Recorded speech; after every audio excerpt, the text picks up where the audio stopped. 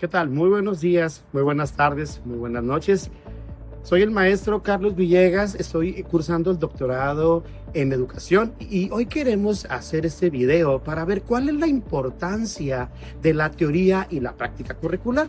Ahora, es importante preguntarnos qué relación hay entre la teoría y la práctica curricular, ya que es uno de los debates más interesantes y que son centrales en la educación, con lo cual nos podemos responder a dos preguntas. ¿Cómo pensamos la educación y cómo la llevamos a cabo dentro del aula? Iniciaremos en preguntarnos entonces, ¿qué es la teoría curricular? A lo que nos respondemos, ¿qué es el marco conceptual, político y conceptual que sostiene la educación?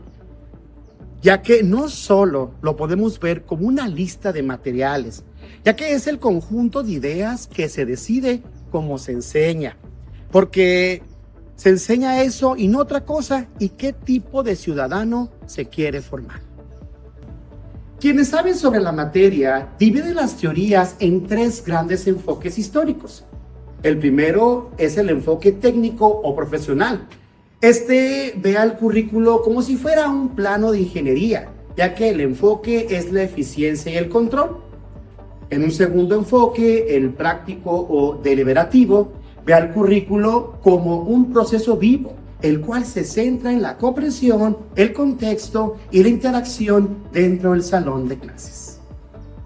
Y un tercer enfoque, el crítico, el cual sostiene que el currículo nunca es neutral, el cual refleja relaciones de poder y debe servir para liberar a los estudiantes y transformar a la sociedad.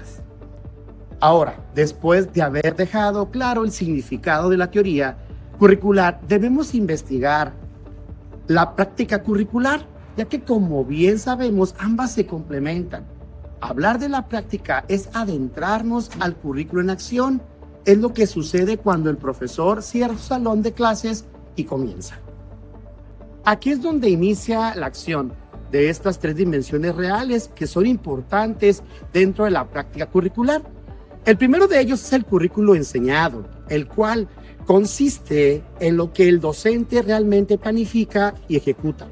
El currículo aprendido, las experiencias reales, habilidades y significados que los alumnos entienden. Y el currículo oculto, en el cual vemos aquellas normas, valores y conductas que se enseñan de manera implícita. Aquí pudiéramos poner algunos ejemplos como aprender a competir, a callar o a obedecer las jerarquías, las cuales no están escritas en algún programa oficial. Algunos autores como Ralph Tyler nos dicen que la teoría curricular debe responder de forma científica a 4 preguntas. ¿Cuál es el objetivo que se quiere alcanzar? ¿Cuáles serían las experiencias de aprendizaje útiles? ¿Cuál es la organización eficaz? ¿Y cuál es la evaluación de los resultados? De igual manera, Jimeno Sacristán nos explica que la teoría curricular es una estructura mediadora entre la sociedad y la escuela, ya que sostiene que el currículo nunca es natural, sino que es una selección cultural sesgada por decisiones políticas y de poder.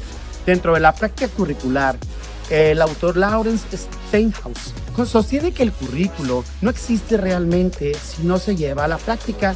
Para él, el currículo es una hipótesis pedagógica que el profesor debe verificar y modificar en su aula. Acuñe la idea del profesor como investigador. Para Shirley Grundy, explica que la práctica curricular puede adoptar 3 formas. Si se ve como producto, la práctica es mera obediencia técnica. Si se ve como práctica, es una acción deliberada basada en el juicio del profesor. Si se ve como praxis, se convierte en una acción crítica y reflexiva, orientada a la emancipación social del alumno.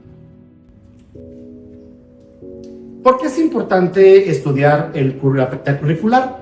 Es una realidad saber que los planes de estudio que nos presenta la Secretaría de Educación Pública, como lo puede ser la Nueva Escuela Mexicana, por decir un ejemplo, nunca se aplica de manera idéntica a como se logra hacer en las aulas. Por eso, entonces, ¿por qué es importante? En primera, porque revela la brecha entre la teoría y la realidad. Un plan de estudios puede ser perfecto en el papel, pero la práctica curricular demuestra si los contenidos son viables, si los tiempos son realistas o si los recursos asignados son suficientes.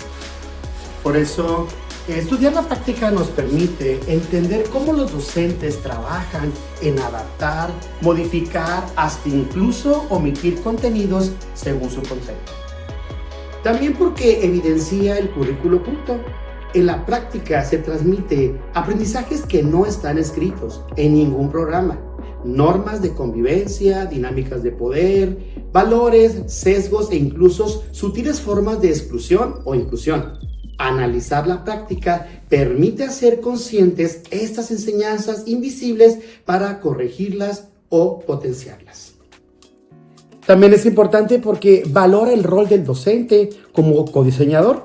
Los profesores no son simples ejecutores mecánicos. Ellos interpretan, filtran y adaptan el currículo según su propio criterio y las características de sus alumnos. Al estudiar la práctica, se reconoce y evalúa la autonomía del docente y cómo sus decisiones impactan directamente en la calidad de la enseñanza. Permite una evaluación y mejora continua, como saber hablar.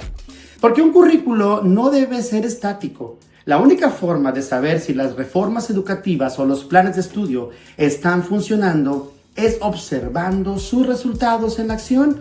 Estudiar la práctica ofrece los datos empíricos necesarios para rediseñar, actualizar o reflexionar los programas académicos. ¿Por qué entonces es importante planear dentro de la práctica del currículo? Porque la planeación dentro de la práctica curricular es uno de los ejes fundamentales de la labor educativa. Lejos de solo ser un mero trámite burocrático, planear representa el mapa de la ruta que transforma las intenciones teóricas de un plan de estudios en realidad dentro de un aula. En un primer punto nos ayuda a evitar la improvisación y asegura que las actividades escolares tengan un propósito claro alineado con los objetos del perfil de egreso. Para la autora Alice de Alba, el planear es indispensable para que se organice de manera liberada y crítica esa sección cultural o selección cultural, garantizando que el docente actúe como un mediador consciente y no de forma azarosa. Como segundo punto, nos ayuda a reducir la incertidumbre y optimiza los recursos. El salón de clases puede ser un entorno bastante dinámico, pero también complejo. Por eso el que planifiquemos nos permite anticipar escenarios y optimizar el tiempo y los materiales que tengamos disponibles. Para Sacristán, el currículo se transforma cuando el profesor lo planifica para su clase. Con esto prevé las posibilidades reales, la práctica y sobre todo traduciendo las normas abstractas en esquema de acción viables, con lo que se reduce esta brecha entre lo que se dice que se debe enseñar y lo que realmente se enseña. Por lo tanto, la planeación curricular y didáctica debe ser un acto creador y flexible, por lo que planear nos permitirá que el docente logre articular los saberes escolares con el contexto sociocultural con los estudiantes, ya que sin una planeación previa es imposible que se realice adecuaciones curriculares que sean significativas, las cuales implementen metodologías activas. De esta manera, vemos que dentro de la práctica del currículo, planear es el acto de dotar de sentido la enseñanza. Por eso, autores como Tyler hasta Díaz Barriga coinciden en que la planeación es la herramienta que transforma la teoría educativa en una realidad organizada, intencionada, contextualizada y sobre todo evaluable. Cerremos con la planeación estratégica, el cual es un proceso sistemático, deliberado y sobre todo participativo, mediante el cual una institución educativa define su visión de futuro, alinea sus objetivos de aprendizaje con los demás y sobre todo con las demandas sociales, económicas y diseña la ruta crítica para transformar el proceso de enseñanza-aprendizaje. No se trata solo de ordenar contenidos por materiales, sino de anticipar el impacto social de la educación y determinar qué competencias, recursos y transformaciones estructurales se necesitan para lograr. Dentro del Seminario Sano de Tijuana hay ciertos componentes esenciales dentro de la planeación estratégica curricular para coordinar qué es una verdadera estrategia y no solo una cuestión administrativa.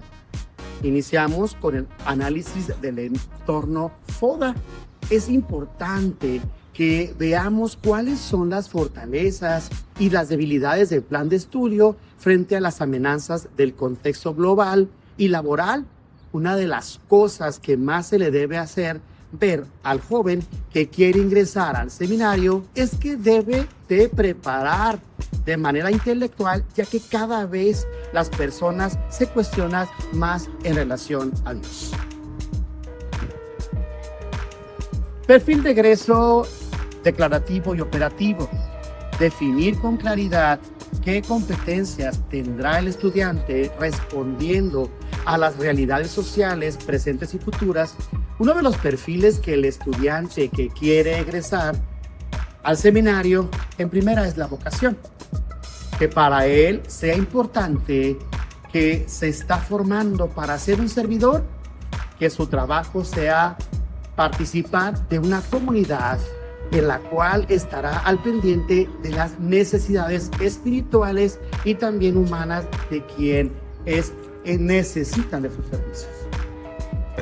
Por eso los planes del Seminario de Tijuana se preparan con materias como psicología, ética, metodología, derecho familiar, entre muchas más, ya que son materiales que nos ayudan mucho a que el futuro sacerdote salga al encuentro de tantas necesidades de la gente con la cual se va a enfrentar. En materias como metodología de la investigación, caligrafía, ortografía, que están siendo necesarias incluirlas al ver la dificultad de los jóvenes para estudiar, pero también para escribir. Por eso, en el caso de los seminaristas, no tienen que hacer un examen para ingresar. El perfil es tener vocación al servicio y no hacer servicios. Ahora hablamos también de la flexibilidad curricular, diseñar una estructura que permita actualizar contenidos, incorporar nuevas tecnologías o modificar rutas de aprendizaje sin necesidad de destruir todo el plan de estudios. Y creo que dentro de esta flexibilidad, el seminario se ha dedicado a tener contenidos nuevos que se están viendo necesarios para los seminaristas. Evaluación curricular continua es establecer mecanismos estratégicos para medir si el currículo sigue siendo vigente o si requiere reestructuración. Y dentro del seminario, cada año se está viendo la necesidad de ver si las materias realmente son las necesarias para que se siga aprendiendo, se siga creciendo, o si hay la necesidad que haya materias que ayuden para lo que el joven seminarista en un futuro realizará. Por eso, en la gestión educativa moderna, la planeación estratégica dentro del currículo se entiende como el puente entre el deber ser de la educación. Hablamos de la filosofía institucional y el hacer que viene siendo la práctica docente de área, asegurando que el proceso formativo responde con pertinencia a las transformaciones de la sociedad. Así es de que este es este trabajo que hemos realizado. Muchísimas gracias y ojalá sea de su gusto.